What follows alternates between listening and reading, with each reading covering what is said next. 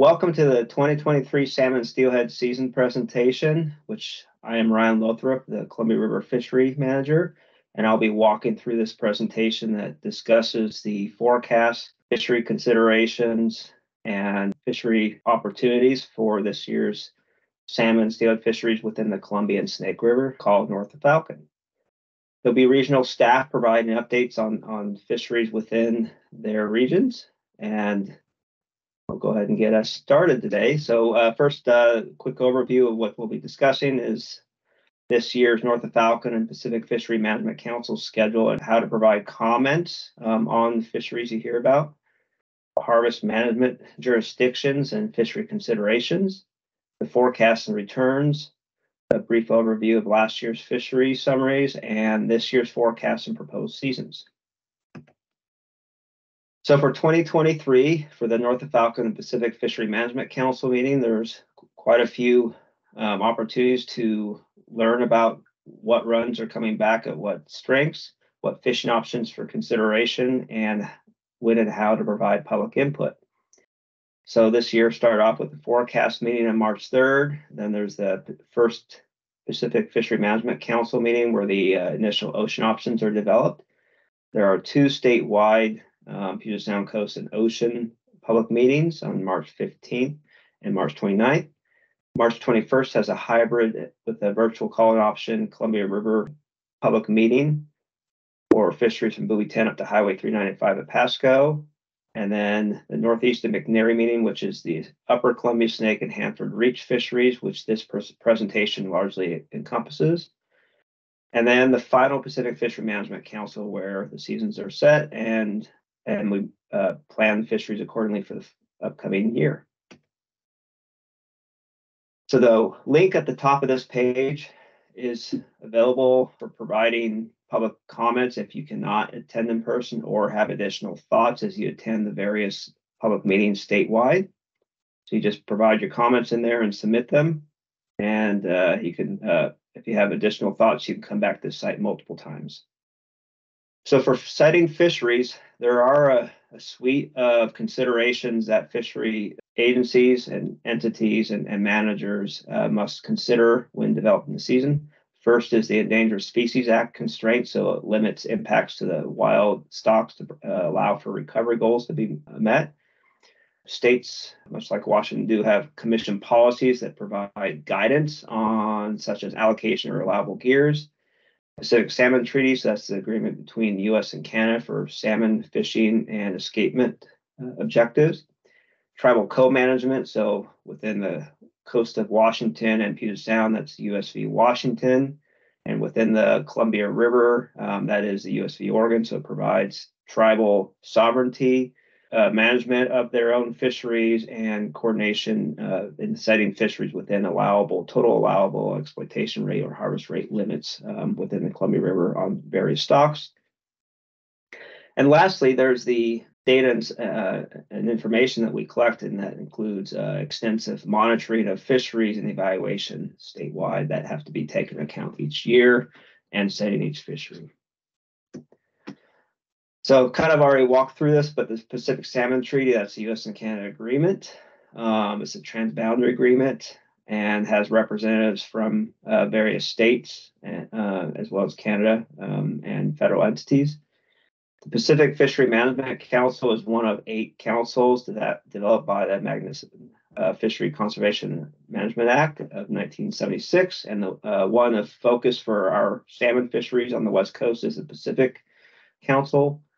And this process is how ocean fisheries are developed and established in federal waters and corresponding in state waters. And it includes species more than just salmon. USV Washington, referenced earlier, that's within Puget Sound and the coast, and that's also known as the Bolt decision. And lastly, USV Oregon, and that's the Columbia River tribal rights and agreements that include the 4 treaty tribes of Yakima, Nez Perce, Umatilla, and Warm Springs. It encompasses salmon and steelhead within the basin and provides treaty and non-treaty allocations. For Washington Department of Fish and Wildlife and Oregon Department of Fish and Wildlife, there are policies that provide allocations and allowable gears for consideration. and then the wampum band, the state of Washington does have a law established to provide allocation of opportunity for the band for ceremonial and subsistence purposes. WDFW and the Colville Confederated Tribes have a sharing agreement for salmon and steelhead. And lastly, the Endangered Species Act, which provides allowable take while not impeding any jeopardy on recovering of those listed stocks. So looking into this year, this chart you're looking at is the ocean indicator chart provided by data collected from NOAA Fisheries. And so they go out and collect this information in the open ocean since 1998 in variable locations to provide a consistent data set for fishery entities and agencies for consideration. There's a variety of types of data collected. There's basin scale physical indices, regional physical indices, and biological indices. Some of these indicators have a stronger correlation to certain salmon stocks to return better or worse than others. And those the correlation between these variables can change over time. Of note, we had a couple of interesting set of ocean conditions in the ocean. The blue boxes are cooler ocean waters, and you can see a lot of green showing up, and that indicates a positive effect on salmon stocks. The red are basically started in 14 through 2020 is when we had those a variety of heat waves out in the ocean, such as the warm blob. And those unfortunately led to poor returns that we saw more recently in the 2018, 19, 2020 windows. And then we saw a rebound into 2021, which also correlates with the switch from El Nino, which was provides poor conditions for our salmon, to La Nina, which provides better conditions for our salmon stocks. So looking at 2022 data here, overall, it's not as the average scoring isn't as good as 2021, but it's much better improved than the 2014 to 2020 years. And so we have some decent indicators out there for returning salmon stocks. So moving on to the forecast. So the way to look at this, and I'll provide an overview on the next slide as well, but any dots you see are this year 2023's actual forecast. So this slide shows the upriver salmonids, so that's sockeye, chinook, coho, and also steelhead that return upstream of Bonneville Dam. And so you can see largely driven by chinook abundances, but if you look at last year, the last column there, had a good sockeye record return in fact. So that drove the abundance up. So this year's forecast is similar to the last 2 to 3 years returns for upriver salmonids. So looking at upriver spring chinook and the ESA component, the Snake River Wild. So upriver spring chinook are spring chinook destined to waters upstream of Bonneville Dam. And the Snake River Wild component is one of the two listed components of the upriver population, which returns to Snake River and spawns primarily in Idaho waters. So the black line is the abundance for the wild ESA component, and you'll see that black line in several of the following slides. So for the upriver spring chinook, the last year's actual return was 185,209, and this year's forecast is improved on that at 198,600 fish. And then last year's actual Snake River Wild return was 23,300, and this year's forecast is 13,200. So improved forecast for this year based off last year's return, and if you go back last 2 to 3 or 4 years, much improved on those returns. So look into the upper Columbia spring chinook and the associated wild ESA listed component.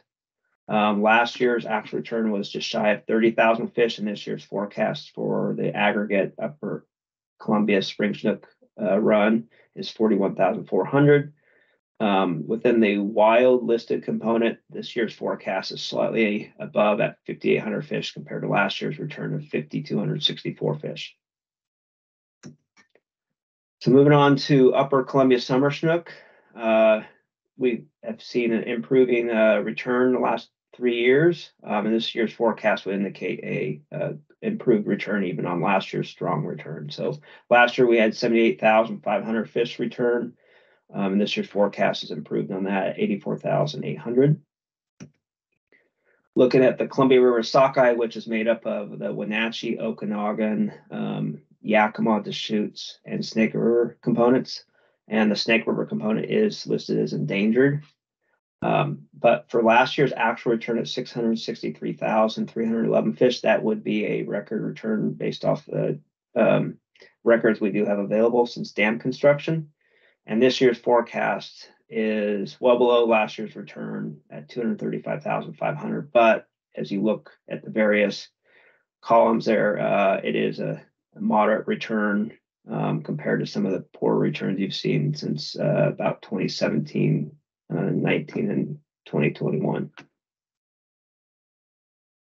So moving on to Columbia River Fall Chinook, this stacked graph here has a variety of colors that represent different stock components of the Fall Chinook run to the Columbia River.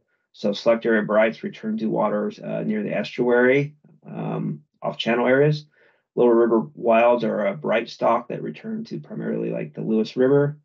Lower River brights are a bright population that spawn just below Bonneville Dam. Lower River hatchery, the Lower River tules that are a constraint to many fisheries in the ocean and the Lower Columbia River. Bonneville upriver brights are no longer being produced, but they would have returned to Bonneville Pool historically. Bonneville Pool hatchery are the tule population that returned to Spring Creek hatchery up in the Bonneville Pool. Pool upriver brights are the bright population in the various pools upstream of Bonneville Dam. And then upriver brights are the bright population that primarily returned to the Hanford and Snake River areas. And the upriver bright does contribute to the majority of the returns. So for last year, we had an improved return collectively, largely led by the upriver brights and the Spring Creek Bonneville Pool hatchery tules, which that tule population did have a historic high record return based off our data since dam construction. And this year's forecast kind of puts us in a similar fall Chinook abundance as the last 3 years. So looking at upriver bright fall Chinook and the ESA associated component of the Snake River wild population, the aggregate upriver bright return last year was just shy of 255,000, and this year's forecast is improved at 272,400. The ESA listed Snake River component had a return last year of 18,945, and this year's forecast is slightly below that, but right at 13,300 fish.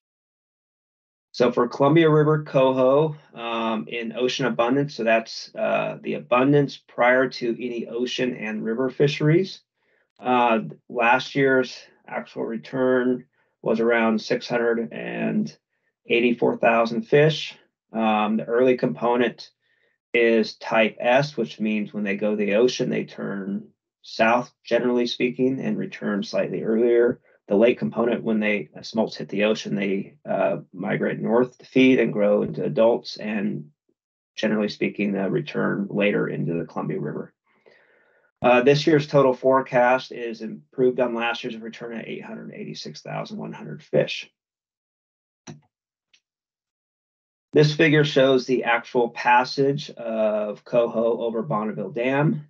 So for last year's early component, that we had 109,082 return and 59,004 late. Last year's total actual was 168,000 fish. And we do not have a forecast on this that will be developed at the conclusion of the Pacific Fishery Management Council process. So moving on to steelhead, for wild A index summer steelhead, that return to various tributaries in the Upper Columbia, Snake Basin, and upstream of the Dalles Dam. Last year's actual return was 76,691 fish, and this year's forecast is 55,400. So a low forecast is projected on wild A summer steelhead. For the wild component, the ESA listed component, last year's actual return was 23,189, and this year's forecast is 17,300. And if you visually look at the figure, you can see since about 2017, we've seen a decrease in abundance of both hatchery and the wild components of A index steelhead. For the B run, which primarily returned to the Clearwater Basin in Idaho, and last year's actual return came in quite good as compared to some of the recent year returns with 40,278. This year's forecast is below that at 8,000 fish for the aggregate B return. And for the wild component, last year's actual return was 6,737, and the wild component is below that at 1,300 fish. So you can see it's in the lower end of what we've been seeing return recently since about 2017. So this slide covers the 2022 fishery summaries. I'm not going to walk through this specifically, but it splits it out by stock. So spring Chinook, summer Chinook, sockeye, summer steelhead, and fall Chinook by fishery area in the upper basins, and then the season structure that occurred within each of those fisheries. So looking at forecast and proposed seasons, kind of see a mixed bag of some very promising forecasts, such as spring Chinook, but also some poorer returns such as steelhead. So for upriver spring Chinook, the forecast is 198,600, which is 132% of the 10-year average. The Snake River Basin is forecasted to have 85,900 return to the Columbia River mouth, and the Yakima has 5,500 forecasted return to the tributary, and Icicle expecting a run of 5,500 or larger. For the Upper Columbia summer Chinook, this year's forecast is 84,800, which is 120% of the 10-year average. And in the USV Oregon Management Agreement, there is a 29,000 escapement goal to the Columbia River mouth, which is expected to be met. For upriver bright fall Chinook, total forecast is 272,400, which is only 66% of the 10-year average, but do keep in mind there were some quite strong years back in 2015, 16, and 17 that inflate that average. The Hanford Reach has a forecast of 79,800, of which 34% are wild. And Snake River has a forecast of 45,200, of which 29% are wild. For steelhead, the A index total forecast is 55,400, and the B is 8,000 fish. The A index forecast is 43% of the 10-year average, and the wild proportion is 37% of the 10-year average. For the B index, the total aggregate forecast of hatchery and wild is 33% of the 10-year average, and the wild component represents 30% of the 10-year average. For sockeye, this year's forecast is 234,500, which is 73% of the 10-year average. Okanagan forecast is 187,400, and Lake Wenatchee is 44,300, which is above the escapement goal of 23,000 fish. All right, so moving on to the fisheries, starting with below Bonneville Dam. With the higher forecast for lower and upriver stocks should provide for some good fishing opportunity. The fishery set for below Bonneville Dam has already been scheduled through the compact hearing process and is scheduled to run through April 7th. For summer Chinook, given the forecast and abundance, and we'll have to wait till the remaining Pacific Fishery Management Council process is completed, but we anticipate fishing opportunity in the river below Bonneville Dam. And additionally, with the sockeye forecast should provide for retention opportunity. For fall Chinook, the lower river hatchery tules are expected to limit the river fisheries. this year, and in particular for buoy 10, the fisheries may look different than in years past in order to achieve the objective of reducing in-season closure. We do anticipate reserving coho impacts in the buoy 10 fishery in some of the scenarios under consideration. The coho forecast is large enough to provide a meaningful harvest opportunity, and most of that does occur in the buoy 10 fishery. For upriver summer steelhead, we expect closures with very limited hatchery harvest opportunity due to the very low forecast, and should be similar to recent year regulations. And other information, barbless hooks will be required. Moving upstream to Highway 395. That spring Chinook fishery has been scheduled already and is April 1st through May 6th. Summer Chinook is expected to have fishing retention opportunity for summer Chinook as well as sockeye. Fall Chinook should look similar to years past and will be managed in season. Coho forecast is large enough to provide harvest opportunity, which primarily occurs on the late returning coho population to the Klickitat. For upriver summer steelhead, again, we anticipate closure with very limited hatchery harvest opportunity due to the low forecast, and we'll have similar restrictions as recent years. And barbless hooks will be required in waters downstream of the Oregon-Washington state line. Hello, my name is Josua Holowatz, and I'm the District 10 Fisheries Biologist, and I work out of the WDFW Region 5 office in Ridgefield, Washington. I'm here to introduce the Lower Columbia from the mouth to the Dalles Dam Washington Shore tributary fall Chinook and coho salmon rules. The preseason forecast for fall Chinook to the Lower Columbia for lower river hatcheries, also known as Tules, is 77,100, and 8,600 lower river wilds, also known as brights. Although the Sandy River contributes to this population, the vast majority of these fish return to the North Fork Lewis River. We propose that the Washington tributaries open under permanent rules as listed in the pamphlet, except for the Lewis River late fall season, which goes from October 1 to December 31st. We propose that the salmon limit will be 3 adults, of which 1 may be any Chinook. There are no other proposed rule changes for other rivers listed at the bottom of the slide here, but these returns will be monitored and salmon fisheries will be adaptively managed in season as needed. Thank you. Hi, I'm Matt Gardner, District 9 fish biologist with the Washington Department of Fish and Wildlife. Today I'll be reviewing steelhead fishing rule proposals for several Region 5 waters. Some of the items are rules that we plan to continue implementing unchanged during 2023, as well as a few that we propose to change in the coming year. For Washington tributaries above Bonneville Dam, we propose to continue implementation of summer steelhead conservation strategies in the lowest reaches of several rivers where they intersect with the main stem Columbia River.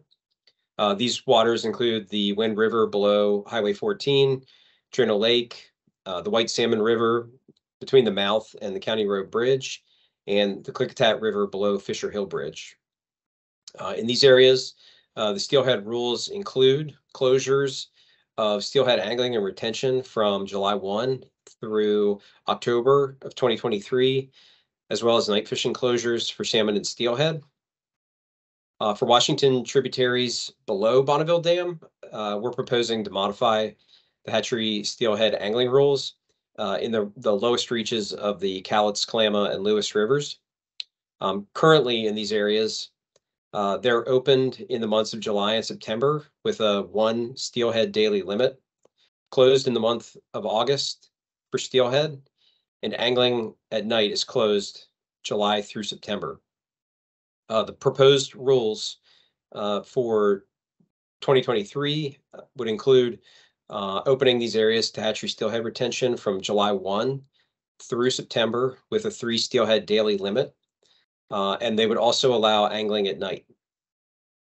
WDFW is proposing these changes after reviewing the available literature, Angler Creel survey data, fish management plans and agreements, and our subject matter knowledge for these areas. The findings of this review are summarized in an agency white paper on the management of salmon and fisheries in Columbia River cold water refuges.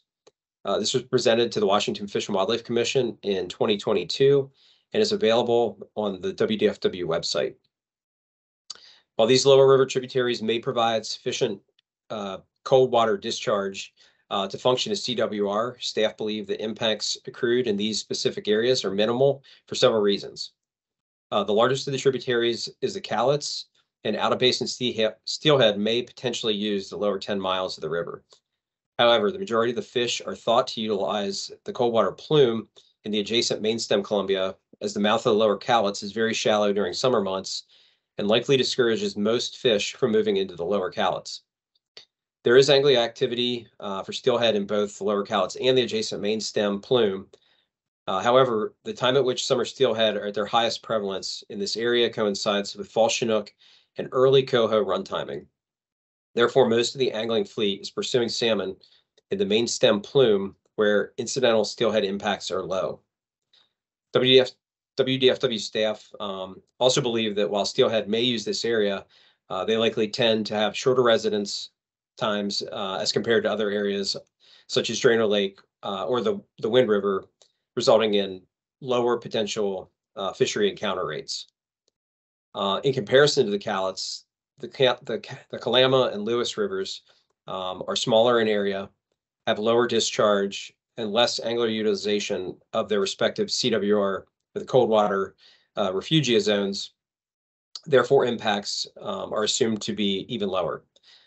So in summary, we feel that we're able to provide angling opportunity for harvest of local hatchery steelhead stocks in these areas and balance that with conservation and impacts to upriver summer steelhead that may use these areas. Thank you. Hi, I'm Trevor Hutton. I'm the Region 3 Fish Program Manager, and I'll be presenting on the forecast and proposed fisheries for Region 3. First of all, we'll talk about spring Chinook in the Yakima River. We've got a preseason forecast that's a little bit higher than last year with 5,500 fish, including just shy of 2,000 Cleellum hatchery fish. There will be two sections open for this fishery, one being the lower section from Highway 240 in Richland up to the State Route 241 in Sunnyside. The upper section will be from Highway 223 in Union Gap up to the Rosa Diversion Dam. We'll monitor this in season for openers in May, so please check your emergency regulations for season dates and specifics. Moving on to summer Chinook and sockeye, we expect that this fishery will be open from Highway 395 to the I-82 bridge, or I-182 bridge rather, only for the bank fishery at Columbia Point. This fishery was open last year and saw pretty good success. We anticipate this being open from June 16th to July 15th. Continuing in other areas, from I-182 upstream to Priest Rapids Dam, our summer Chinook and sockeye fishery will be open from June 16th to August 15th with a daily limit of 6 salmon. Up to 2 adults may be retained. Release all wild adult Chinook, and anglers can use 2 poles with the endorsement, and barb hooks are allowed. Okay, moving on to the fall Chinook run. In the Yakima River, we've got an uptick in the preseason forecast for 4,725 adult Chinook, and we are planning a fishery for September 1st to October 31st. This would be in the lower river section from Richland up to Prosser. In the Hanford Reach, we have a forecast of just shy of 80,000 adults, 26,800 wild, and 53,000 hatchery fish. Only 1 adult may be retained. This is for coho and Chinook. Anglers can use the 2 pole with endorsement, and barbed hooks are allowed in this fishery. This will also be the 3rd year of adult coho returns to the Ringgold Springs hatchery. The 2 sections of the Hanford Reach, Highway 395 bridge to the old Hanford town site, will be open from September 1st to December 31st. which includes that extended season for the Ringgold Springs coho. From the old Hanford town site, power line crossing to Priest Rapids Dam will be open August 16th to October 15th. Moving to Ringgold Steelhead, we want to acknowledge that there is a potential for early closure based on low forecasts of steelhead. If we do open, it'll be open from the I-182 bridge in Richland upstream to the Hanford townsite power line crossing. That season would go October 1st to March 31st, a bank-only season from April 1st to 15th. Again, the limit here would be one hatchery steelhead, and that would be specific to Ringgold Spring Hatchery steelhead. You can figure out those Ringgold Springs fish because they're not only adipose clipped, but also have a right ventral fin clip. Our harvest and adult returns on steelhead will be monitored in season, so please check emergency regulations for openings and closures. Thank you. Hi, my name is Chad Jackson, and I am the Region 2 Fish Program Manager. I'm going to be talking about salmon and steelhead fisheries in the Upper Columbia between Priest Rapids and Chief Joseph Dams. Beginning with spring Chinook, we are very optimistic about having an Icicle River spring Chinook fishery, but it's still technically to be determined. The very preliminary forecasts, which I'll talk about here in a little bit, range somewhere between 5,500 to as high as 12,500. If this forecast holds true, we'll look to open up the Icicle River in mid-May via emergency regulation. A couple other changes we're looking at is if we are on the higher end of the returns, possibly increasing the daily bag limit from 2 to 3 fish. The other thing we're very optimistic and excited about is the potential for expanding spring Chinook fishing into the main stem Wenatchee River to target Icicle River origin fish primarily. However, there are a bunch of ESA requirements that we must meet first prior to expanding, most namely that the Wenatchee origin wild fish are abundant enough to draw a take from.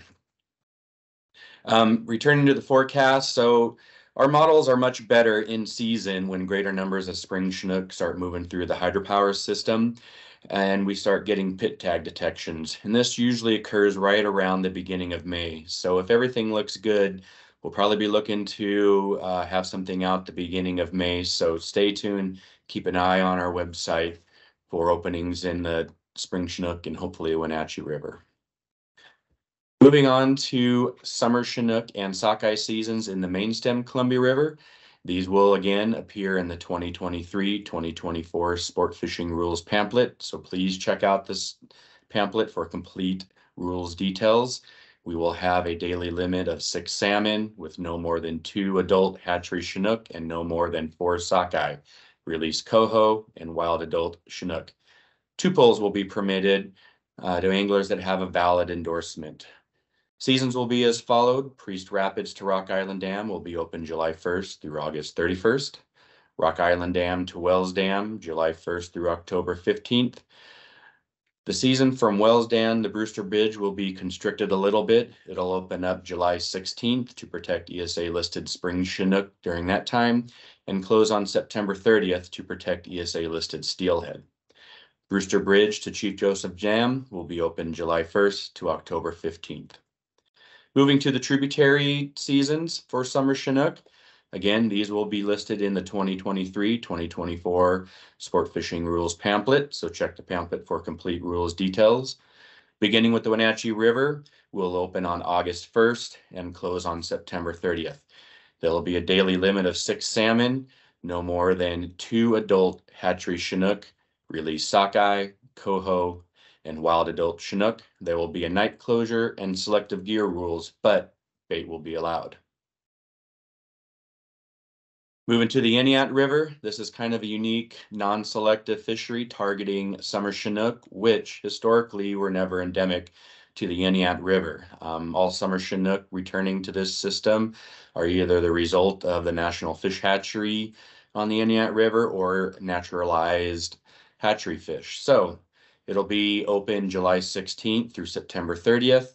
There'll be a daily limit of 6 Chinook, and that doesn't matter if they're adults or jacks, whether they're adipose intact or adipose clipped. There'll be a night closure. Barbed hooks and bait will be allowed on that system. It is quickly kind of becoming more popular as anglers start to figure that out. Next is the Chelan River. It'll open up July 16th, close on October 15th. Again, daily limit of 6 salmon, of which no more can be 2 adult hatchery Chinook, release sockeye, coho, and wild adult Chinook. There'll be a night closure and anti-snagging rule. Next is the Okanagan River. The entire system will have a daily limit of 6 salmon, no more than 2 adult hatchery Chinook, and no more than 4 sockeye. Release coho and wild adult Chinook. The entire system will have a night closure and anti-snagging rule. For seasons, the mouth to that first Highway 97 bridge, we tend to try and mirror the same rules as the Brewster Pool, so it'll be open July 1st to October 15th, and anglers can use 2 poles with a valid endorsement. Upstream of that first Highway 97 bridge to the Highway 97 bridge at Orville, we'll have a season of July 1st to September 15th. Last but not least is the Similkameen River. It'll be open from July 1st to September 15th. Again, daily limit 6 salmon, no more than 2 adult hatchery Chinook, and no more than 4 sockeye. Release coho and adult Chinook. Night closure, anti-snagging rule. Next up is the Lake Wenatchee sockeye season. Again, we're very optimistic that we're going to have a season based on the forecast, but again, it's technically to be determined. We'll monitor the run in between Rock Island and Rocky Reach Dam, as well as fish counts over Tumwater Dam. The preseason forecast is almost twice the escapement at 44,300.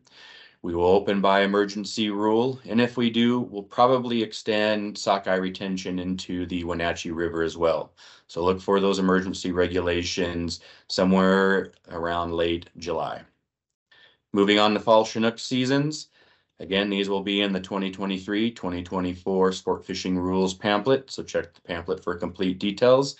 And we are talking the area between Priest Rapids Dam to Rock Island Dam, targeting overshoot Priest Rapids Hatchery Chinook. It'll be open September 1 to October 15th. And again, it'll have a daily limit of 6 salmon. However, because most of the hatchery Chinook released out of Priest Rapids Hatchery are not mass marked, it'll just be a 2 adult Chinook limit, whether they are adipose intact or adipose clipped. Release all other salmon other than Chinook. Next are the coho seasons. The last couple years, we've had some coho opportunity because of some very large run sizes returning to the Columbia River. And the forecast for 2023, as Ryan said, is looking to be pretty hefty as well. And so we will be monitoring fish passing over Priest Rapids Dam before opening. And we'll also be coordinating with the Yakima Nation on this as well. So it'll be open by emergency rule. Seasons that we will likely open, if enough coho come up our way, is certainly the Icicle River, which has been very popular and a great shore fishery as well. We'll also probably open up the main stem Columbia River sometime between the last 2 weeks in September to the first 2 weeks in October. You know, essentially the last month that Chinook fishing is open. And the reason we do this in the main stem is we technically do not have ESA coverage for standalone coho fisheries. So we cannot extend at this moment fishing beyond the middle of October. Steelhead seasons, technically to be determined, but don't count on it. As Ryan talked about earlier, steelhead are not rebounding in similar fashion as other salmon stocks, and the forecast for this year is pretty abysmal. But we will monitor steelhead returning over Priest Rapid dams, and if we meet the minimum threshold of 9,550 combined wild origin and hatchery origin steelhead, of which minimally 1,300 must be wild, we will open by emergency rule. But like I said, we're not very optimistic that we're going to get a steelhead season. And with that, that is the summary for the Upper Columbia River salmon and steelhead seasons, and I will turn it over to Chris to talk about the Snake Basin. Thank you, and good fishing. Bye. I'm Chris Donley, Regional Fish Program Manager in Region 1, Spokane. The fisheries I will review today are mostly based in the Snake River Basin. To start with, we'll talk about spring Chinook for 2023. We plan to open Little Goose and Ice Harbor areas for 2 days per week. We estimate that the first week of this fishery will be in May. Under emergency rule, this depends on run timing and when the fish show up to the fishery areas. Allocation for 2023 is 669 fish, similar to 2022. We do not anticipate opening on weekend days because of crowding issues and the fact that the allocation would be consumed rapidly under a fishery that would run on the weekend. Daily limit will be 6 salmon. Only 1 adult may be retained of the 6 fish allowed. The remainder must be jacks. For fall Chinook, it's going to look very similar to 2022. The bulk of the fall Chinook fishery will occur in Clarkston area and upstream into the Idaho-Washington shared portion of the Snake River. The season will begin August 18th and run through October 31st under emergency rule. The daily limit will be 3 adult Chinook with no limit on jacks. Below Lower Granite, we are reviewing some options for 2023 that could look different from 2022. However, one of the options is to run a fishery similar to 2022, which was to open August 18th, run through the end of October under an emergency rule with the daily limit of 3 adult hatchery Chinook and no limit on jacks. Possible changes are to look into running a non-mark selective fishery. By that, that would mean we would allow harvest of both wild and hatchery origin Chinook. We are looking into this. We need to identify additional staffing and a creel survey that would allow us to separate those fish out and stay within conservation constraints. Stay tuned for whether this occurs. If we do decide to run this fishery that way, we will give people notice prior to the opener in August. For coho, there is a possibility for an opportunity in the Snake River similar to what we had in 2022. This will be based on abundance and will be done by emergency rule once we know how many coho are in the basin and what type of fishery we can allow. For steelhead, it will look very similar to what the issues that we've dealt with since 2017. Unfortunately, steelhead abundances are exceptionally low again in the Columbia Basin. So our approach in the Snake River will be to evaluate adult returns at Bonneville Dam and at Lower Granite Dam, and we will adjust seasons through emergency rules. Seasons are going to include reduced limits, size restrictions, and potentially area closures.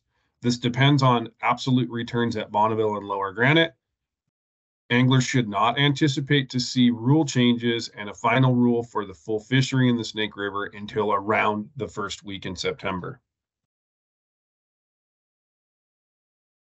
This leads me to the Columbia Basin as a whole for summer steelhead and some of the issues that we've had there for the last 5 to 7 years. Anglers may recall that in 2017, 19 through 2022, fishery limitations were primarily based on low B-run forecasts. However, in 20 through 22, we also had to focus on low 8-run forecasts. What this meant was that fisheries were structured with block closures in the main stem Columbia that followed those fish as they progressed upstream, essentially eliminating harvest opportunities to be conservative on these fish as they progressed in their migration. What we do know about this year is there is some uncertainty in the A-run forecast, and run sizes will be updated in season, and there may be more opportunity than we believe, but for now, with our preseason forecast, things are not optimistic. Continued low A-run and B-run forecasts with only a 1,300 wild B-run forecast expected for 2023 means that we are looking at something that is slightly lower than record low returns in 2021. However, like I mentioned earlier, there is some forecast uncertainty with regards to one-aged ocean fish returning in the A index, and so there may be a brighter spot in this than what we think there is today. Anglers should remain attentive to our rules as we go through the season, and hopefully more fish are present than what we forecast, and we can offer more opportunity.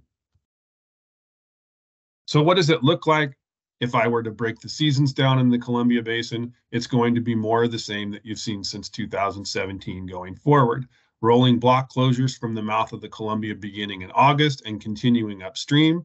Consideration for the main stem to remain closed for most of the run from July through March in some areas, and there will definitely be night closures.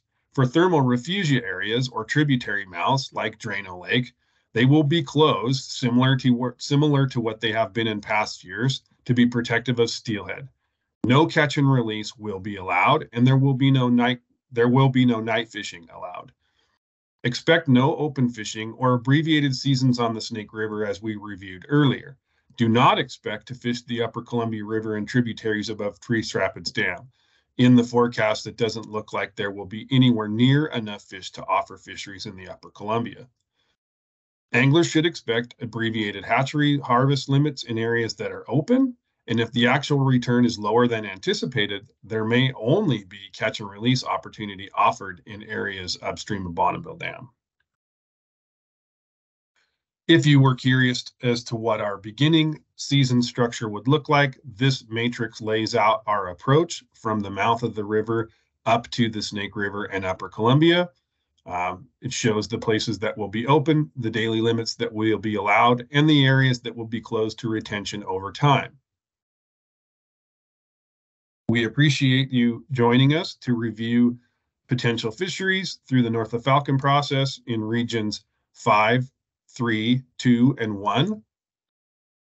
You can submit written comments to the hyperlink that is on this slide, as well as reach out by phone or email to regions 1, 2, 3, and 5 if you have comments or questions that you would like to ask of fishery managers.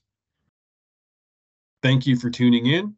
We appreciate your attentiveness to setting fishing seasons in the Columbia Basin.